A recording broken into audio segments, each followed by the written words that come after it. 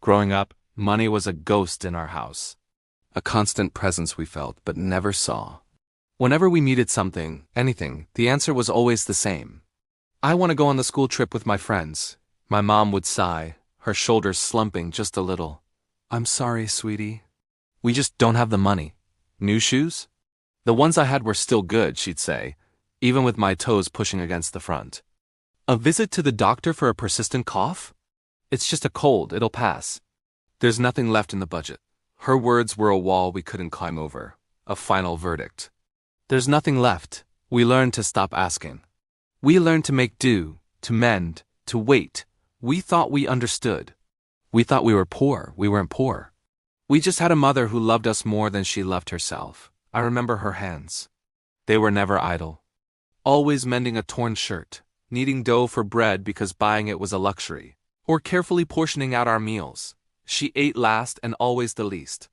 I'm not very hungry, she'd say with a faint smile, pushing the last piece of fish onto my plate. Her clothes were faded, her shoes were worn thin, but she always made sure we looked presentable for school. We saw the threadbare fabric, but we missed the threads of sacrifice woven into every part of our lives. We saw her as frugal, maybe even a little stingy. We complained sometimes under our breath about the things we didn't have, the experiences we missed out on. We were kids blind to the quiet battles she fought for us every single day. We saw the scarcity, but we didn't see the source of our abundance. Her passing was sudden. It left a silence in the house that was louder than any argument we ever had.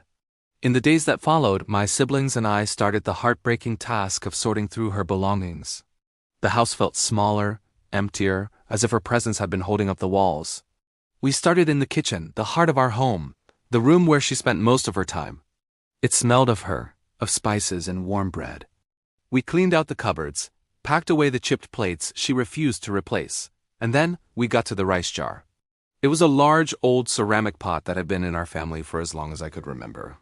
It was always full, a symbol of her promise that we would never go hungry. My brother lifted the heavy lid. I reached in to scoop out the remaining rice, and my fingers brushed against something that wasn't a grain. It was paper. I pulled it out. It was a banknote, folded into a tight, small square. Confused, I plunged my hand deeper into the rice. There were more, dozens of them. We emptied the entire jar onto the kitchen table, a cascade of white grains and folded money. It was a treasure trove. Carefully, we began to unfold them. They weren't just randomly stashed away. Each bundle of notes was wrapped with a small piece of paper, tied with a string. And on each piece of paper, in our mother's familiar, elegant handwriting, was a label. The first one I opened read, "For college tuition." My breath caught in my throat. I looked at my brother, his eyes wide with disbelief. We were both in college, struggling with student loans, working part-time jobs. We had never asked her for help, assuming she had none to give. The next bundle was labeled, "For medical emergencies." I thought of all the times she dismissed her own aches and pains, insisting it was nothing. How many times had she been in pain, with the means to get help tucked away, saving it for us instead? Another one said, "For a wedding dress." I started to cry. Soft, silent tears that dripped onto the worn wooden table.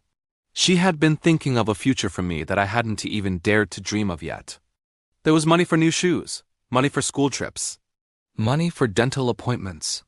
Every single thing we had ever been denied, every request met with, "We don't have the money," was here.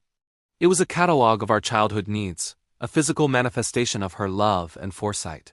She hadn't been denying us. She had been providing for us in a way we couldn't see. She was building a safety net, one painstakingly folded bill at a time. She starved herself so we wouldn't starve. She wore rags so we could have a future. Every no she had ever said to us was a yes to our security. It was a yes to our well-being, a yes to a life better than the one she had. The rice jar wasn't just a place to store grain. It was her bank, her vault, her secret garden where she cultivated our future. We sat there for hours, surrounded by the quiet evidence of her lifelong sacrifice. The scale of it was overwhelming, crushing. How had we not seen it? How could we have been so blind to the depth of her love? We had felt the lack, but we had never truly understood the provision. We remembered her tired eyes, her worn-out smile, and it all clicked into place. Every wrinkle on her face was a worry she'd carried for us. Every gray hair was a problem she had solved on our behalf. She lived a life of deliberate poverty so that we could have a chance at prosperity. She had shouldered the weight of our entire world, and we never even knew we were being carried. Then, at the very bottom of the pile, we found one last envelope. It was thicker than the others. My hand trembled as I opened it. Inside was another stack of money, but the note was different. It wasn't designated for a specific need. It was just a few sentences, her handwriting a little shakier than on the others. It read, "For my children. For when they finally realize I tried my best." We did. We finally realized. But it was too late to tell her. It was too late to thank her, too late to hug her and tell her that her best was more than enough. It was everything. The money wasn't the treasure she left us. The real treasure was the lesson in that jar. The lesson of selfless, unconditional, and silent love. That day in that quiet kitchen, we mourned her all over again.